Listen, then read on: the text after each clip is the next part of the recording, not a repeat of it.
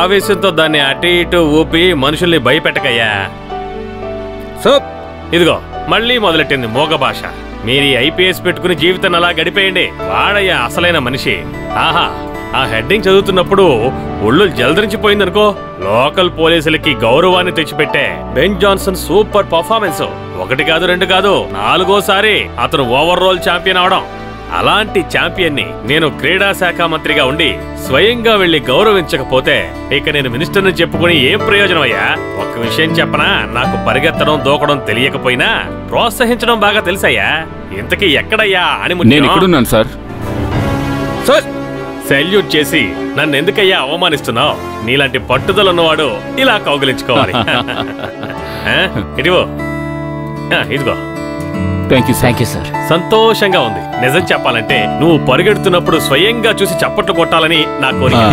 ఏది ఏమైనా ఇప్పుడు నేను ఒక సస్పెన్స్ ని ఓపెన్ చేయబోతున్నాను. ఏమయ్యా అదిటివో? ఇదిగో దీన్ని తీసుకో. ఏమిటి సార్ ఇది? పోయిన సంవత్సరం నువ్వు ఛాంపియన్ అయినప్పుడు నాకు ఒక మాట ఇచ్చావు కదా. ఏంటది? ఆ ఊరి పేరేంటి? విజయనగరం సార్. అక్కడికి ట్రాన్స్ఫర్. సాధారణంగా ఆ ఊరికి పనిష్మెంట్ ట్రాన్స్ఫరే చేస్తారు. నీ విషయంలో అది స్ట్రైట్ ఆపోజిట్.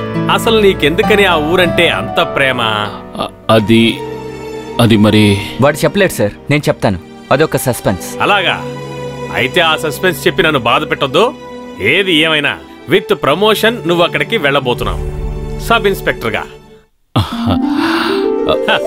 నువ్వు ఒక్కడవే కాదు, నీతో పాటు ఈ పోలీస్ కూడా వస్తాడు. నిజం చెప్పాలంటే నేను నా జీవితంలో 2 సార్లు ఓడిపోయాను. మొదటిసారి 8వ క్లాసు, రెండోది ఇప్పుడు మీ ప్రేమ ముందు సార్. స్వామి, నువ్వు పోలీసుల్లో చేరినప్పటి నుంచి తల మీద మోస్తున్న ఈ ఇరుముడి నా తల మీద పెట్టాలనుకుంటున్నావా ఏంటి?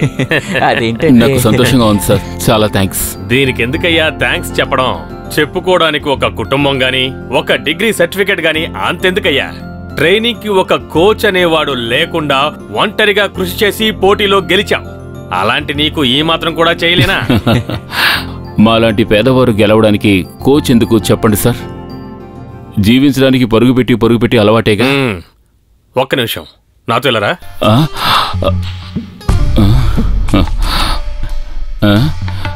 ఏమిటి సార్? ఏం లేదు, నా చిన్న కూతురు ఒక ఆర్డర్ వేసింది. తనకి పీటీ ఉషాలా అవ్వాలని కోరిక.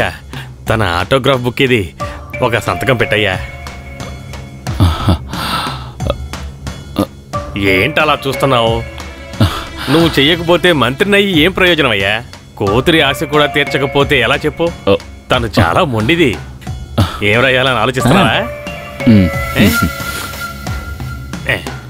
నేనేమంతా మొండివాడిని కాదు, నా కూతురే. అయితే ఇక చెప్పినట్టు పనులన్నీ కూడా సూపర్ గా జరుగుతాయి. ఇది చాలా అన్యాయం. ఆలయ విరాళానికి 5,000 ఇవ్వాలా? తిరణాలు చేసుకోవడం చాలా మంచిదే, కానీ ఏంటి ప్రయోజనం? తిరణాలు చేసుకోవడానికి ఊళ్ళో వాళ్ళు ఇవ్వాల్సి వస్తుంది. ఇంత డబ్బు కలెక్షన్ చేసి ఇవ్వడానికి అందరూ ఇక్కడ చాలా కష్టపడుతున్నారు. అది సరే, పెళ్లిడొచ్చిన అమ్మాయి ఎవరన్నా ఉన్నారా? అప్పట్లో గోవిందయ్య గారు ఉత్సవాలు జరిపేటప్పుడు వీలైనంత వరకు అందరం చేశాం. ఇప్పుడు గొప్పల కోసం చేసుకుంటున్నారు, దేవుడికి కాదు, ఆ కుటుంబం వాళ్ళ కోసం. అవునవును, చూడండి, ఈ మాటలు ఇక్కడ బానే మాట్లాడతారు. చంద్రన్ ఇంట్లో నుంచి మాధవును రౌడీలు మామూలు వసూలు చేయడానికి ఇక్కడికి వచ్చినప్పుడు అసలు ఒక్కసారి కూడా ఆలోచించకుండా వడ్డీకి డబ్బులు తీసుకొచ్చి భార్య మంగళసూత్రం తాకట్టు పెట్టి మరీ ఇచ్చారు కదా. చూడండి, ఇక్కడ కూర్చుని సినిమా డైలాగులు చెప్పకూడదు. ఈ ఊరు బాగుపడదు. ఊరికనే సునామీలు గినామీలు వస్తాయేంటి? దయచేసి మీ పెద్ద నోటికి కాసేపు తాళం వేస్తారా? ఇంతకు ముందు ఇలాంటి వాళ్ళని మార్చడానికి మీరు చేసిన ప్రయత్నం వృధా అయ్యి మీరు ఎలా ఉన్నారో చూడండి. ఎడం చేత్తో అన్ని కడిగేసుకుని ఇప్పుడు ఈ వయసుకు వచ్చారు. ఇదిగో గోపాలు, ఇలా చూడు, ఇక నుండి ఇలాంటివేమీ చేయకో. నోరు మూసుకుని ఉన్న చోటే ఉండు. తిరునాళ్ళకి తగిన వ్యక్తి వర్గీసే. సర్లే.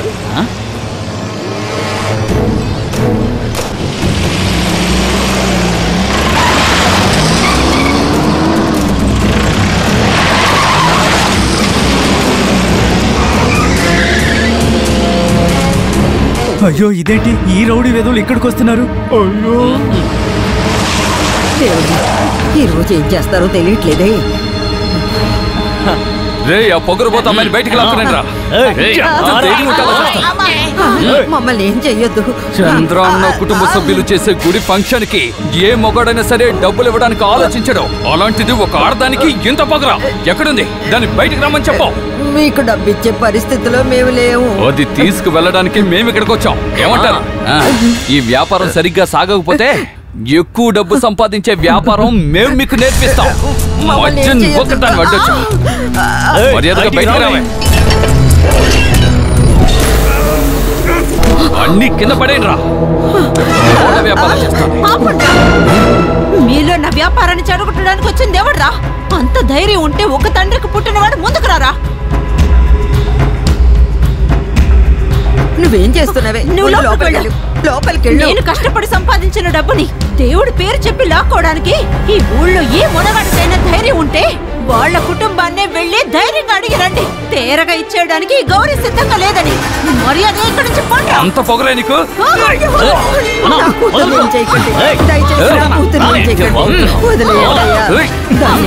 కత్తి చూపించి సినిమా డైలాగ్ చెప్తే భయపడి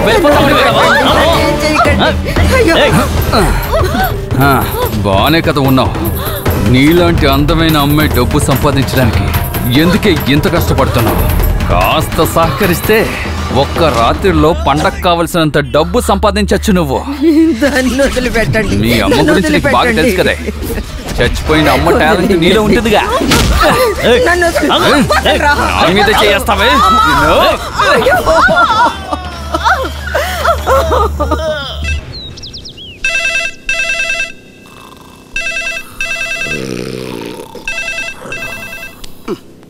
వీడి ముఖ్యలా ఎవరా?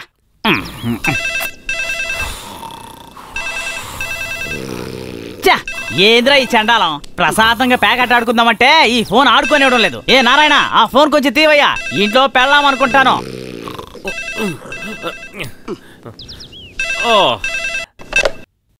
Hello, Vizianagaram police station speaking. Sir, నేను కామ్రేడ్ గోపాల్. ఇక్కడ జంక్షన్ లో గొడవ జరుగుతుంది సార్. ఇక్కడ రౌడీలు చంద్రాన్ని చంపేసేలా ఉన్నారు సార్. చంపేనివయ్యా. ఆ రౌడీ వెధవల చేతుల్లో తనకి చావాలని రాసి పెట్టుంటే మనం మాత్రం ఏం చేయగలం చెప్పయ్యా? అవును గోపాలా, ఇన్నేళ్లు ఈ ఊళ్ళో ఉన్నావు కదా, ఇలాంటివి చూడడం మొట్టమొదటిసారా ఏంటి? నీ స్థలానికి నష్టపరిహారంగా ఇచ్చిన ఆ టెలిఫోన్ బూత్ పెట్టుకుని ప్రశాంతంగా బతకడం నీకు తెలియదా ఏంటి? సార్, ఇది చాలా కష్టంగా ఉంది సార్. మరి ఎందుకు సార్ మీరు పోలీసులని చెప్పుకుంటున్నారు? ఇప్పుడు ఎవరయ్యా పోలీసులని చెప్పుకున్నది? నేను ఇక్కడ ప్రశాంతంగా నిద్రపోతుంటే నువ్వే కదా ఫోన్ చేసి లేపావు. సరే అయితే ఉంటాలే, బాయ్, పెట్టేయ్. సార్, నన్ను క్షమించండి సార్. మీలాగా ఇంత చిన్న వయసులో మీలాగా నేను గోడ మీదకి ఎక్కకూడదు అనుకుంటున్నాను. అనుభవమే కదా గురువు. నారాయణ, ఏంటి నీలో నువ్వే వాక్కుంటున్నావు? జంక్షన్ లో గొడవంట సార్. అంటే ఇంప్రూవ్మెంట్ ఉంది కదా. ఇంతకు ముందు పండుగ రోజుల్లోనే గొడవలు జరుగుతూ ఉండేవి. ఇప్పుడు పందిరి వేసేటప్పుడే గొడవలు జరుగుతున్నాయా? ఓరి దేవుడా, వీటన్నిటికీ విముక్తి ఎప్పుడో ఏమిటో.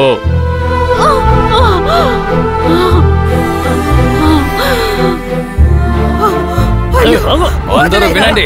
చంద్రన్న కుటుంబ సభ్యులు చేసే ఉత్సవానికి డబ్బులు ఇవ్వడానికి ఇంకొకరు పుట్టి రావాలంటోంది ఇది. మళ్ళీ ఇంకో జన్మ ఎత్తురాని. ఇక్కడున్న ఎవరికైనా సరే కంప్లైంట్ చేయడానికి మీసం ఉన్న మొగోళ్ళు ఎవరైనా ఉన్నారా? చెప్పండి రా. ఉంటే బయటికి రండి. దాన్ని వదిలేయంట్రా.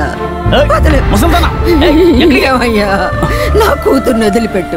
ఉన్నదంతా అమ్మేసైనా సరే నీ డబ్బులు నీకు ఇచ్చేస్తాం.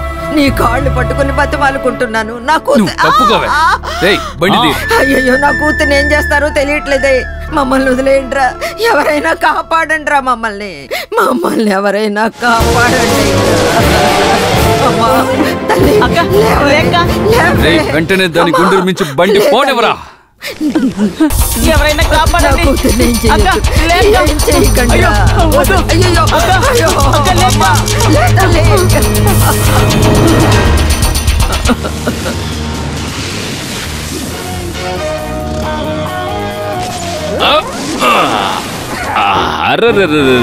సూపర్.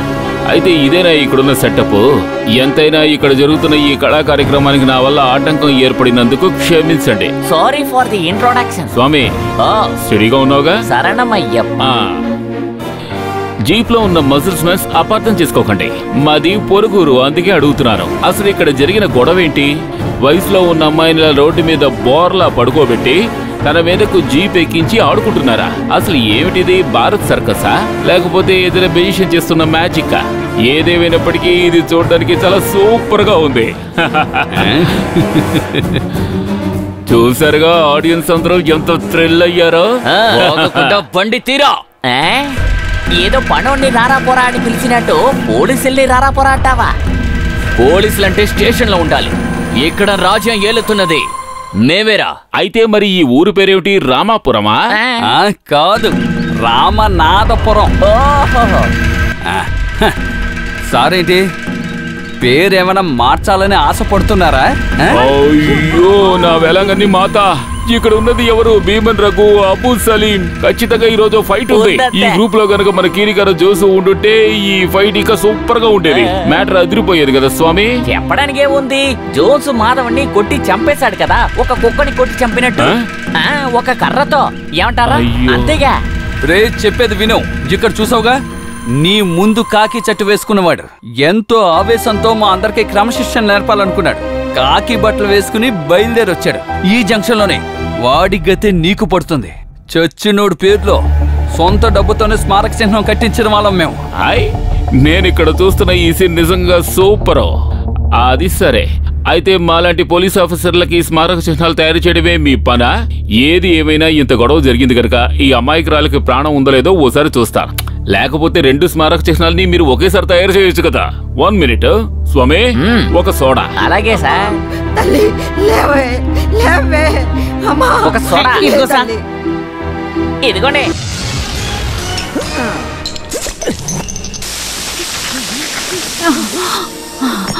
అమ్మయ్య, స్పృహ వచ్చింది, ప్రాణం ఉంది. చూశారు కదా, ఒక స్మారక చిహ్నం వేస్ట్ అయిపోయింది. దిగులు పడకండి, ఉన్న వాటితో సంతోషంగా అడ్జస్ట్ చేసుకుని నేను ఈ ఊళ్ళోనే నా పని మొదలు పెడతాను. కానీ ఒక్క విషయం, పని మొదలైన తర్వాత మధ్యలో మాత్రం ఆపడానికి వీల్లేదు. అందుకు కావలసిన ఓసలు, సిమెంట్ అన్నీ ఉంటేనే ఈ పని మీరు మొదలు పెట్టాలి. లేక వర్కౌట్ అవ్వలేదంటే ఇప్పుడే చెప్పేయండి. ఈ పనులన్నీ సవ్యంగా చేసే ఓ వ్యక్తి నా కస్టడీలో ఉన్నాడు. మన శిల్పి కుంజిరామను. పొగరుపోతాడా? నీకు స్మారక చిహ్నం కట్టడానికి నేను ఒక్కడిని చాలు. శరణమయ్యప్ప. ఒక 420 డబుల్ స్ట్రాగ్ కల్కట్టా. 420 లేదు 24 ఎవరా? అలాగే సార్. ఇదే మీ దగ్గర నాకు నచ్చని విషయం. మాట్లాడుతుండగానే సిమెంట్ వసూలు రప్పించేస్తున్నారు. అయితే ఎందుకు మనం అనవసరంగా శిల్పిని ఇబ్బంది పెట్టడం? మన ఇద్దరం కలిసి దాన్ని చాలా స్ట్రాంగ్ గా కడదాం. అపార్థం చేసుకోకండి, ఈ అమ్మాయిని కాస్త దూరంగా పడుకోబెడతాను. తప్పకుండా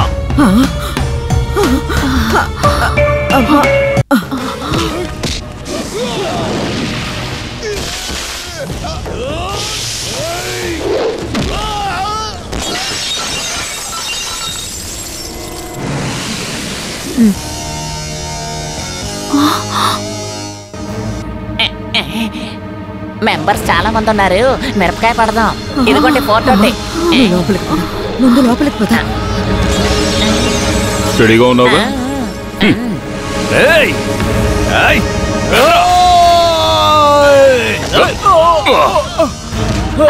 కాలు పెట్టుకోవడానికి భలే వచ్చావరా.